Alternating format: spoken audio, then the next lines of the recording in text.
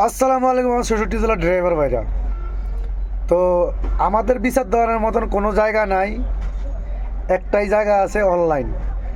তো শেখ হাসিনাকে দূর করছে এই দেশের থেকে জুলুম, চাঁদাবাজি, দখলবাজির কারণে।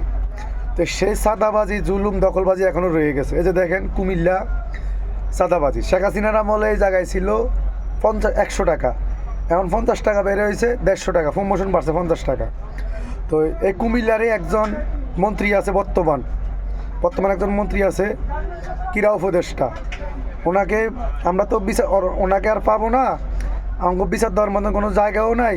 তাই অনলাইনে আমরা তার কাছে বিচার দিব, অনলাইন মাধ্যমে বিচার দিব। ভিডিওটা আপনারাই বেশি বেশি শেয়ার করে তার কাছে পৌঁছিয়ে দিবেন। স্যার, আপনি কিন্তু এই শেখ হাসিনাকে দূর করছেন এই জুলুমবাজি, সাদাবাজি, দখলবাজির কারণে।